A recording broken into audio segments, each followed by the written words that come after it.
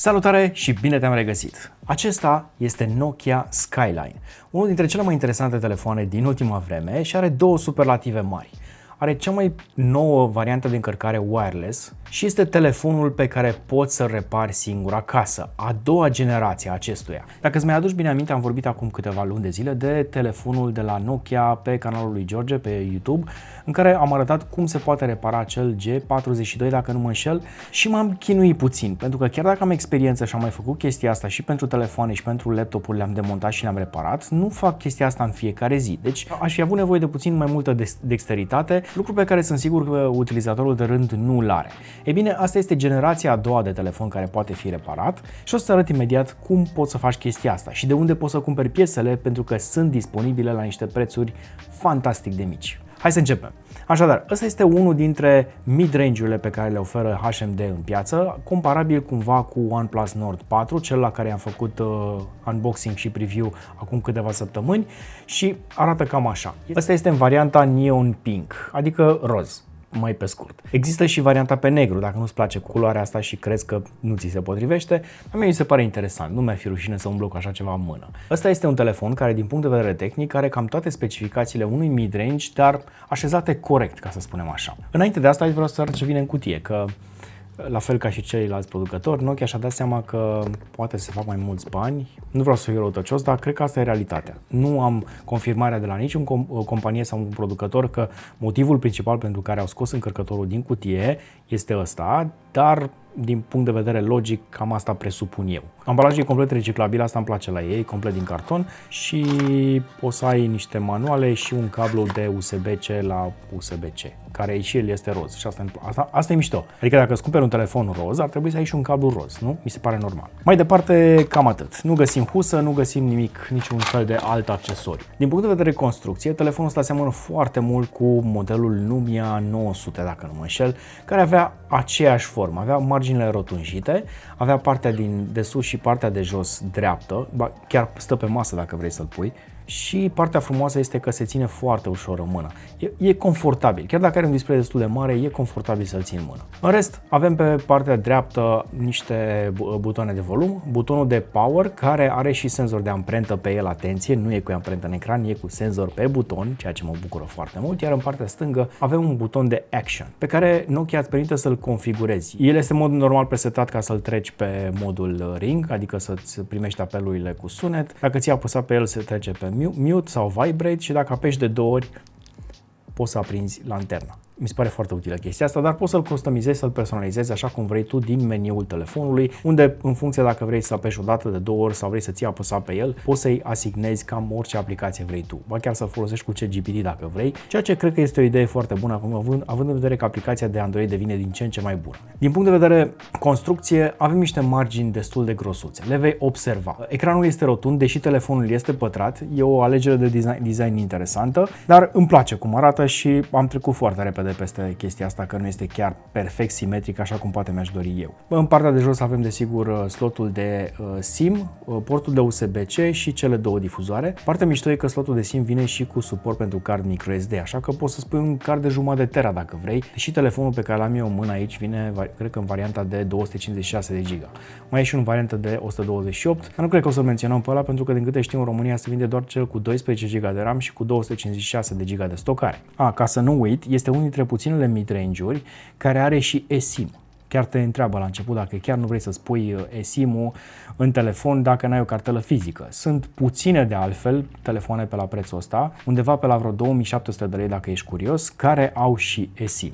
În partea de sus încă un microfon și, bineînțeles, pe spate camerele și capacul ăsta care nu mi-am dat seama din ce este, dar eu cred că este sticlă. Acum, ecranul este mai mare decât mă așteptam, 6,55 de inch pe OLED la 144 de Hz. Asta înseamnă că să aibă și luminositate suficient de mare, un contrast și culori foarte bune pentru că este un ecran OLED și, bineînțeles, rapiditatea și fluiditatea cu care ne-am obișnuit cu telefoanele cu Android la un mid-range. Atenție, nu la telefoane de 5-6 mii de lei. Și da, tot timpul o să fac aluzie la chestia asta până când Apple o să pună pe cel mai ieftin iPhone pe care îl are și ecranul de 120 de Hz, acel ProMotion Display, deși nu cred că o să facă nici măcar anul acesta, dar hei, cine sunt eu decât un simplu utilizator care speră și în momentul de față să primim această funcție.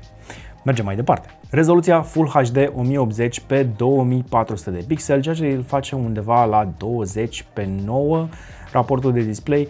E, cred că, cel mai bun compromis pe care îl poate face un producător la tipul ăsta de telefon, să-l facă suficient de lat, dar și suficient de înalt, în așa fel încât să poți să-l folosești în ambele variațiuni, adică și pe orizontală și pe verticală, atât să te uiți la filme, cât și să navighezi și să te joci jocuri sau așa mai departe. Și în același timp să poți să-l ții și în mână, pentru că deși este suficient de lat, sensibil de lat față de alte modele pe care le-am văzut, încă poți să-l ții destul de ok în mână. Sigur, ca să-l utilizezi la capacitatea lui maximă, o să ai nevoie, desigur, să folosești ambele mâini. Din punct de vedere specificații, avem în felul următor. Avem 256 de GB de stocare, 12 GB de RAM plus încă 12 GB de RAM cache, nu îi spune exact în vreo anumită formă pe aici. Vine cu Android 14 și cu un procesor Snapdragon 7S generația a doua. Nu este cel mai nou procesor și se obișnuiește chestia asta pentru telefoanele mid-range să nu folosească cel mai nou și cel mai performant procesor din anul în care a fost lansat. Dar este un procesor care este de generație nouă și este suficient de bun și din punct de vedere performanțe, dar și din punct de vedere consum energetic. Pentru că la capitolul energie avem o baterie de 4600 mAh cu încărcare relativ rapidă. Are 33 de W pe cablu și asta nu mă deranjează, pentru că poți să găsești un încărcător de Motorola sau de cu Power Delivery sau Quick Charge, pentru că are un standard care e compatibil cu toate. Nu se întâmplă ca la alte telefoane să nu pornească pe încărcător, cum de exemplu se întâmplă cu telefoanele de la Sony, care sunt compatibile doar cu anumite tipuri de încărcătoare. Ăsta va merge cu aproape orice, chiar și cu încărcătoarele de 45 de W pe care le avem noi pe gb.ro sau chiar cu cel de 30 de W pe care le avem pe gb.ro, acele încărcătoare de la Ugreen, Nexode, care vin, dacă vrei, în pachet și cu un cablu. Dar dacă îți cumperi telefonul ăsta, o să ai deja cablul la roz în pachet, ceea ce e suficient. Pe partea de încărcare wireless, mi-a plăcut în schimb că vine cu cea mai nouă generație de încărcare wireless QI generația a doua. Ce are în plus? În primul rând, magneți pe partea din spate. Nu am un încărcător de tip QI2, dar are o serie de elemente metalice aici în zona asta, iar încărcătorul pe el are niște magneți care îl poziționează și îl țin fix ca să se încarce. Nu mai există problema aia cum se întâmpla în trecut, atunci când îți pui telefonul pe încărcător să devieze, să se miște cumva și să nu se încarce și tu să-l lași acolo vreo 3 ore. E ca la iPhone, e practic MagSafe-ul de iPhone care a fost introdus și pentru Android. Bravo! Dacă cumva vrei să-ți încarci, de exemplu, căștile wireless, poți să le pui pe spatele telefonului pentru că are și încărcare wireless reverse. Asta în cazul în care erai curios. Căștile sau smartwatch-ul, că pentru asta e folosit, pentru că la cei 5W pe care îi poate da pe wireless, nu cred că îmi poți să încarci un telefon suficient de repede. Acum la capitolul baterie, deși e o baterie destul de mare, consumul de curent nu este atât de bine optimizat pe cât mă așteptam. Bine, asta se întâmplă de obicei și la multe telefoane care sunt lansate și după o lună, două apar update-uri de software, lucru pe care îți recomand să-l faci la acest model atunci când îl cumperi. Din punct de vedere utilizare, m-am jucat cu el aproape o zi întreagă și m-a ținut. Am rămas cu vreo 10% baterie. Asta înseamnă configurarea telefonului, instalarea de niște aplicații, configurarea niște conturi, folosit în regim normal, ca să spun așa. Și chiar dacă bateria nu ajunge neapărat pentru 2 zile full, cu siguranță în regimul în care va fi folosit de obicei acest telefon de către segmentul care îl cumpără, adică cei care nu au nevoie neapărat de performanță, mai intră din când în când pe social media și au nevoie de un telefon pe care să se uite un pic pe net, să dea niște telefoane și cam atât, o să te țină lejer până a doua zi.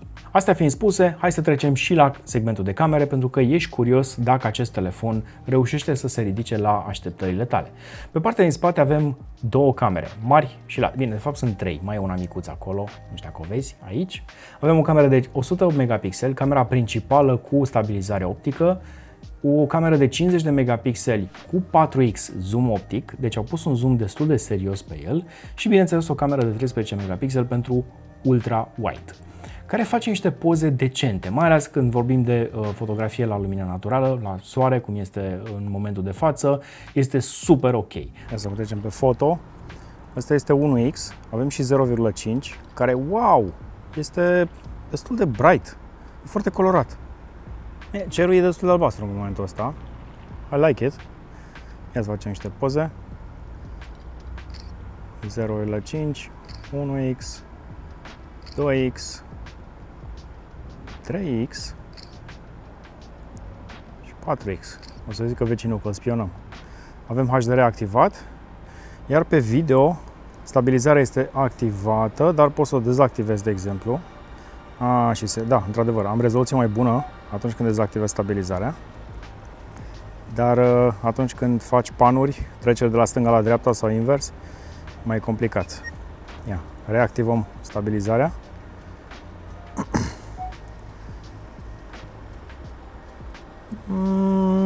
Nu e strălucită. Ba da, și-a revenit. Ia să vedem, avem opțiuni de rezoluție 4K la 30 de cadre pe secundă, pot să filmez cu el. Și cam așa arată 4K la 30 de cadre pe secundă. Nu pot să comut între lentile, dar pot să încep filmarea dacă vreau pe 4X, de exemplu, cu autofocus, sau pe 2X, sau pe 0,5. Nu arată rău deloc pe ecranul telefonului. Trebuie să vedem care sunt rezultatele și pe ecranul desktopului. Ia, hai să vedem și pe partea de selfie. Mă bate soarele fix în cap. O singură chestie nu înțeleg aici, ce se întâmplă cu luminositatea, pentru că are momente în care îmi scade foarte drastic. De exemplu, acum aș vrea să văd ce se întâmplă. Și acum asta este împotriva soarelui. Ia să încercăm și pe modul portret. Și avem mod portret și pe wide. Fii atent, are un wide ca să poți să-ți încapă mai mulți prieteni în poză. Cu HDR auto și cu un pic de AI portrait off. Astea fiind spuse, hai să trecem la capitolul reparabilitate. Să vedem cât de ușor se demontează acest telefon și dacă poți să o faci și tu acasă. Atenție, ai nevoie de o șurubeniță T3, un cap de șurubeniță T3, pe care poți să-l găsești, bineînțeles, pe iFixit, acolo unde găsești și componentele. Bun, pe partea din spate nu se observă nimic, nu ai locații de șuruburi, nu ai un capac din plastic, nu ai unde să bagi unghia sau o clemă ca să-l demontezi. Însă dacă te uiți atenți, aici, în zona asta, o să găsești un șurubel. Șurubelul ăsta poți să-l accesezi desigur cu o șurubeniță cu un cap de tip T3, pe care o să o bag aici și o să rotesc, din câte am înțeles, și o să vezi că iese capacul din spate. Se creează aici o despicătură de care poți să tragi cu unghia, dar nu ți-aș recomanda. Aici îți recomand să folosești o pană din plastic. Da, sigur am undeva o pană, dar nu o găsesc, așa că o să folosesc un card. Da, deci este policarbonat pe spate, pentru că la cum s-a curbat carcasa până acum, dacă era sticlă, s-ar fi spart foarte ușor. Și gata! Asta a fost. Nu mai trebuie să te chinui cu benzi, cu cabluri, cu lucruri de genul ăsta. Mi se pare foarte tare. Aici pe spate este partea de încărcare wireless a telefonului. Avem lentilele pentru camere și alte accesorii. Bucata asta din spate se poate desface și se poate cumpăra separat, fără niciun fel de probleme. Are doar conectorii aici pentru încărcarea de wireless. Avea și un pic de... mai are încă un pic de lipici aici ca să îi facă o mică etanșeitate, pe care atunci când o desfaci trebuie să ai grijă să nu îl pipăi așa de mult cum o fac eu în momentul de față, că după aia nu cred că mai este rezistent la stropi. El nu e rezistent la apă, are rezistență IP54, dar ar trebui să ai grijă. Acum, în zona asta de aici o să găsești un căpăcel peste baterie, iar bateria, surprinzător, se poate demonta mult mai ușor decât varianta anterioară. Avem aici stickerele verzi și o să încerc să fac chestia asta, să vedem cât de ușor se demontează. Avem mufă, nu, iese cu totul de aici. Este ok. Deci pot să trag de tabul ăsta verde. Să știi că nu m-am citit instrucțiunile, o să fac așa cum mă aștept eu să fie.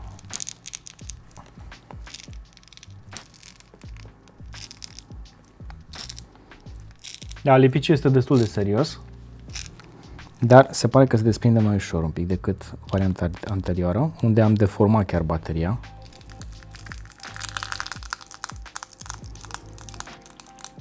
Va trebui să o ajuți un pic cu o șurubeniță, pentru că altfel n-ai nicio șansă.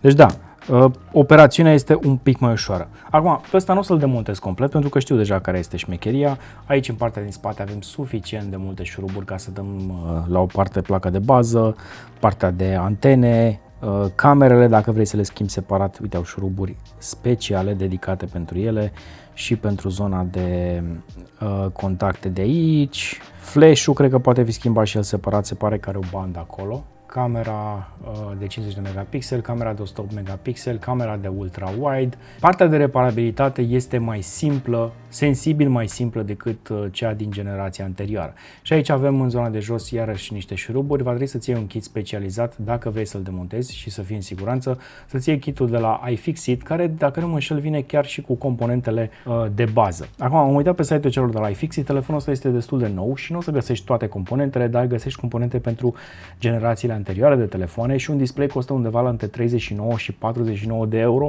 Mi se pare fabulos că îl vând la prețul ăsta.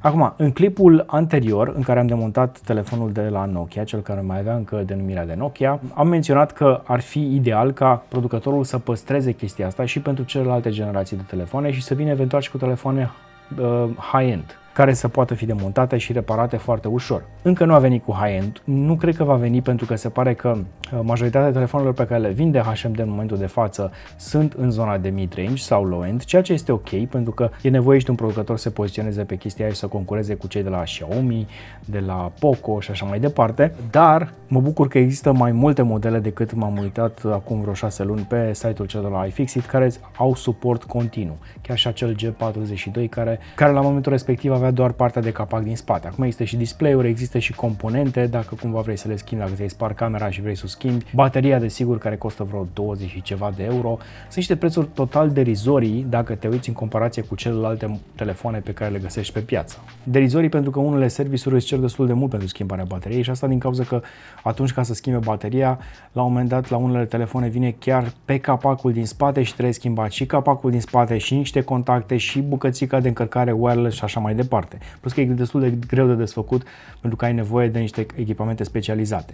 Aici nu este cazul. Avem o ramă foarte solidă din aluminiu care este extrem de strong dacă mă uit aici la capitolul construcție, unde se află toate componentele încastrate. Îmi place ceea ce văd, îmi place că găsesc un smartphone pe care pot să-l demontez și să-l închid destul de ușor și care arată, bineînțeles, ca un telefon normal.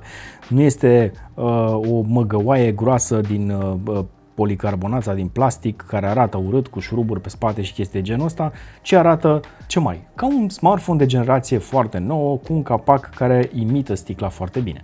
Și deși mă bucură foarte mult că pot să schimbi aceste componente, cum ar fi bateria, capacul din spate, display-ul în cazul în care se sparge, mi-aș fi dorit să pot face chestia asta pe un telefon care din punct de vedere software mă ține mai mult de 2 ani. Pentru că, din păcate, Nokia, HMD în cazul de față, promite doar 2 ani de update-uri de sistem de operare. Android 14, cu care vine 15 și probabil 16 cel de anul viitor. Așadar avem 2 ani de utilizare, după care nu o să mai primească alte sisteme de operare decât Android 16. O să primească 3 ani de update-uri de securitate, deci cumva durata lui de viață este limitată la 3 ani. Astea sunt lucrurile pe care mi le-aș dori eu. Dar sunt sigur că cei care îl vor cumpăra vor aprecia faptul că în cazul în care se uzează bateria sau se sparge display-ul, te costă 50 și ceva de euro cu tot cu transport de pe iFixit, le cumperi, le schimbi acasă dacă ai un pic de dexteritate și o șurubelniță și ai rezolvat problema, ai un telefon ca nou pentru încă un an și jumătate. Bravo HMD! Nota 10. Ce ar mai merita să menționez din punct de vedere de specificații și performanță este că nu se încălzește aproape deloc. Carcasa este suficient de groasă încât să poată disipa căldura suficient de repede și asta îl face un telefon pe care poți să-l recomand oricui. Nu se încarcă la o viteză extrem de rapidă, tocmai că nu se încălzește la fel de mult, nu se încălzește din cauza faptului că se disipă foarte bine căldura și procesorul nu este cel mai puternic. Și ăsta poate fi un dispozitiv de care nu o să fie nimănui teamă că o să ia foc în mână sau lucruri de genul ăsta, mai ales că acum avem temperaturi de 40 de grade afară, mai nou, vara. Ca să vezi. Cam atât. Mie mi-a plăcut. Este un telefon pe care l-aș putea recomanda oricui vrea să aibă liniștea că în cazul în care se întâmplă ceva nu o să dea o căruță de bani la service, mai mult decât probabil ar costa un telefon nou, și le recomand și celor de la HMD să mai lucreze un pic la update-urile de software pentru că sunt sigur că se poate. Știu, e grea partea asta cu dezvoltarea pentru orice producător și sunt puțini care o fac, dar este doar o recomandare pe care o dau și mi-aș dori să se întâmple chestia asta în viitor. Sunt sigur că se poate. Nu e imposibil, e greu, dar se poate. Cam atât. Acesta este HMD Skyline, un telefon foarte interesant din punctul meu de vedere și spune-mi în comentarii ce părere ai tu despre el. Te tentează chestia asta să poți să-ți repari telefonul ușor acasă și ieftin sau mai degrabă ai merge pe variantă high-end la care să-i cumperi o husă foarte rezistentă și ai scăpat de aproape orice grijă, că nu e cazul nici acolo că și alea se sparg. Lasă un comentariu mai jos și spune ce părere ai. Iar până data viitoare, numai bine!